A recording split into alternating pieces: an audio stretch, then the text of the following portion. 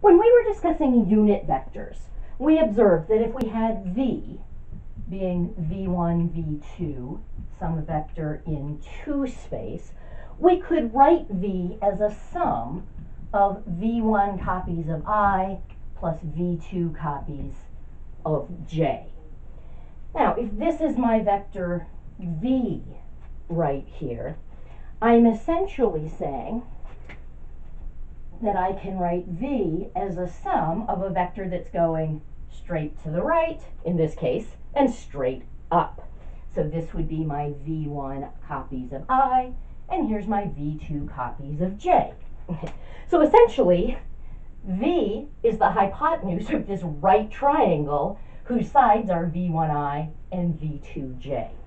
Now here, with this particular example, I've written v as a sum of 2 vectors that happen to be perpendicular.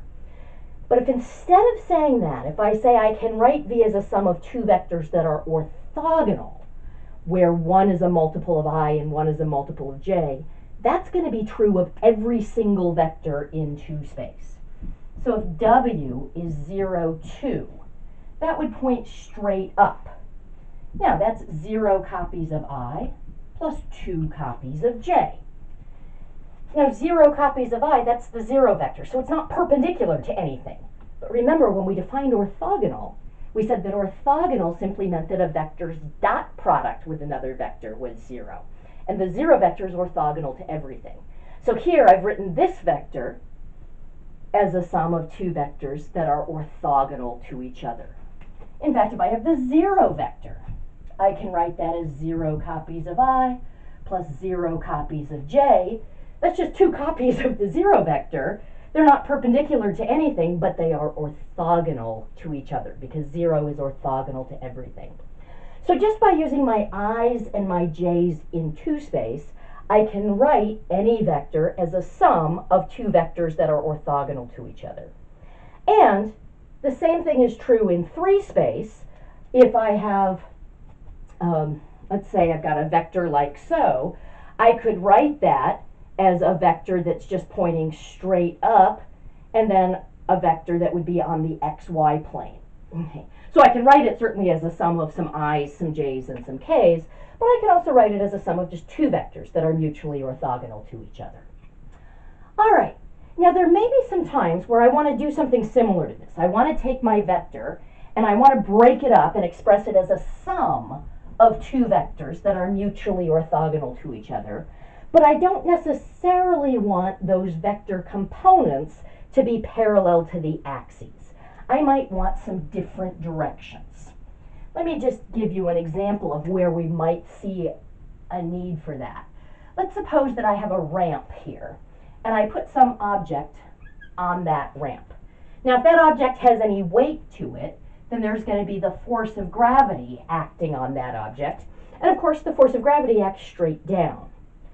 However, assuming the ramp is well constructed, the object is not going to move straight down because it's not going to crash through the ramp. The ramp is exerting a normal force. Anytime you've got weight pushing down on a surface, that surface, this is my impersonation of the normal force, says, "No, I will not collapse. I will hold you up." That is a normal force. Okay. So, assuming that the ramp is well constructed, it's going to be pushing back up so that the object doesn't come straight crashing down to the ground. That's not to say that the object won't move. Notice I could write this force as a sum of a force that's parallel to the ramp and a vector, and a vector that's perpendicular to the ramp.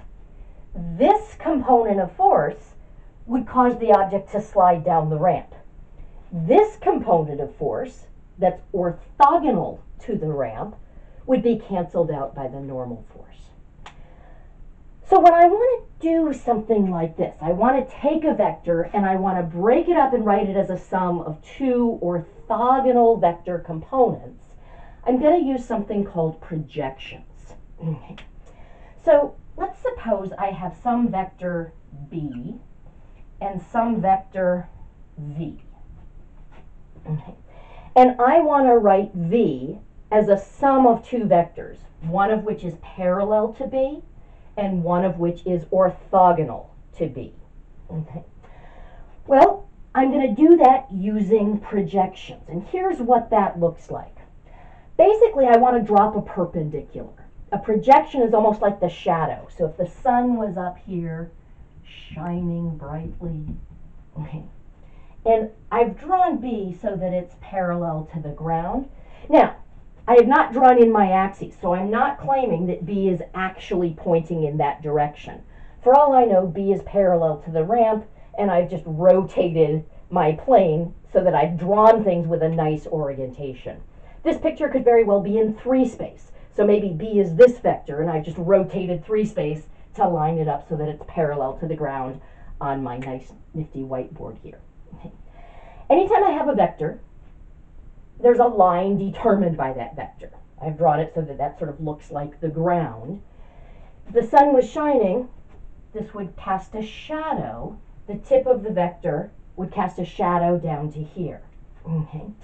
And the projection of V onto B is just going to be this vector right here that points from the shared tail of V and B to the tip of the shadow that would be cast. So I'm just dropping a perpendicular, like so, and then I can see V is actually the sum of this vector plus this vector that would point straight up, and as the picture suggests, those vectors are in fact perpendicular, which would make them orthogonal. Okay. Now, if I happened to have a picture where B was like so, and V was already perpendicular to B like so, well, then when I drop a perpendicular, I'm just dropping it straight down. The projection would just be the 0 vector, and I would write V as 0 plus V, where V would be orthogonal to B. If I have a picture like this. Okay. Now, obviously, if I drop a perpendicular, I'm not going to hit the vector B. We talk about projecting onto a vector, but we're actually really projecting onto the line determined by that vector. Just like here, when I dropped a perpendicular, I didn't land on the vector B because it was too short. I landed on the line determined by B. Same thing here. I can drop a perpendicular to the line determined by B, and so now this vector here would be the projection of V onto B. We denote that, I'm often going to just abbreviate it as P for projection, but the more formal notation is it would be the projection of V onto B. So we just write proj subscript the vector we're projecting onto, which determines the line we're projecting onto, and then the vector that we're projecting. All right, so I'd like to figure out how to do this. So how do we come up with a formula for that projection? Notice once we have that projection, it's very easy to get the orthogonal vector because this would just be V minus P. If this is P, P plus whatever this vector is has to equal V, and so just simple arithmetic, well, vector arithmetic, I guess, tells me that this vector would be V minus P. Okay, so let's see if we can come up with the formula for a projection. Now, I'm going to do this in a very specific case. I'm going to let E be a unit vector, and I'm going to let V be a non-zero vector that makes an acute angle with E.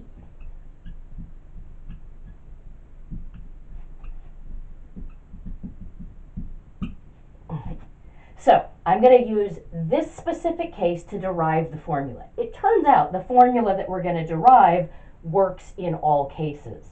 But I need to have a picture to work with, and so I need to make some specific choices. So I'm going to say E is a unit vector.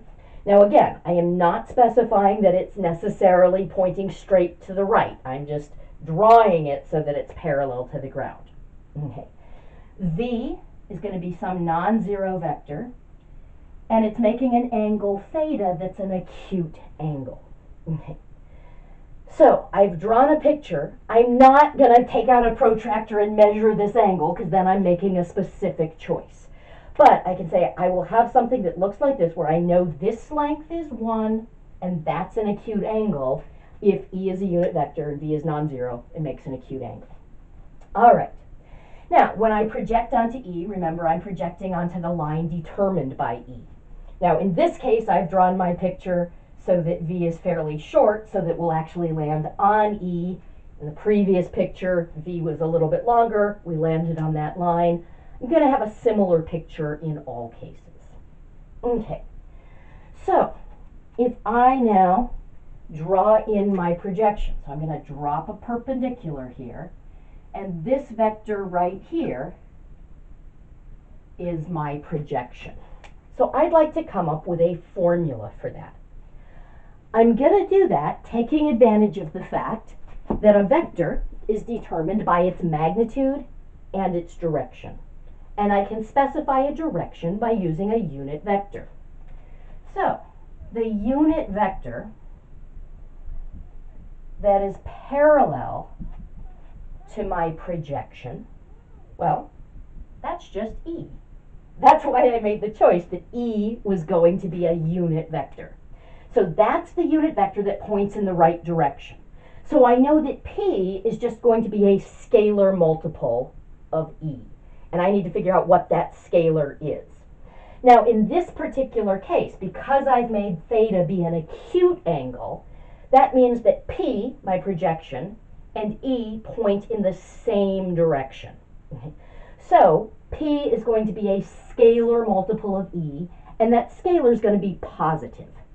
If I had an obtuse angle here, then my projection would point in the opposite direction, and so I'd have to be scaling E by a negative scalar in order to get that. But here, I can see I want to scale by a positive scalar, and I want to get the right magnitude. If I can figure out what the magnitude of P is, and I can scale E by that, that's going to give me exactly what I want. Now, I can figure out the magnitude of P by just doing some right triangle trigonometry. Because notice, right here, we said V is essentially the hypotenuse of this right triangle. So I've got, let me draw a bigger picture of it here. I've essentially got a triangle like so, where this side is the magnitude of P, the hypotenuse is the magnitude of V, and that acute angle is theta. Again, I've assumed that I have an acute angle. I'm only deriving things in that particular case. But now I can say, okay, well, cosine of theta is the magnitude of P over the magnitude of V. Solving for the magnitude of P, that makes that the magnitude of V times cosine of theta. Okay.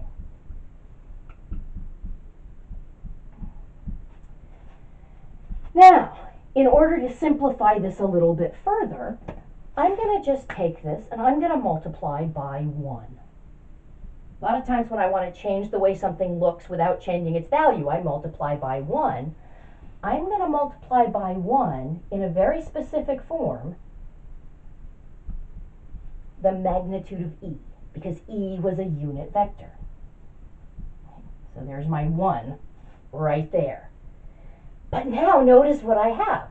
I've got the magnitude of a vector times the magnitude of a vector times the cosine of the angle between those vectors.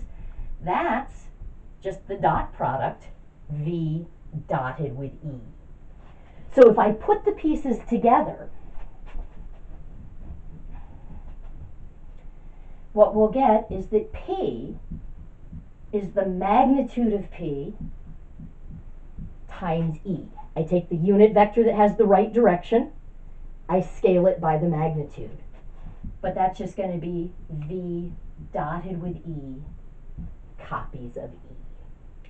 So that's our formula in this particular case. And it turns out that formula works if you're projecting onto any unit vector. I'll talk a little bit more about that in the next video.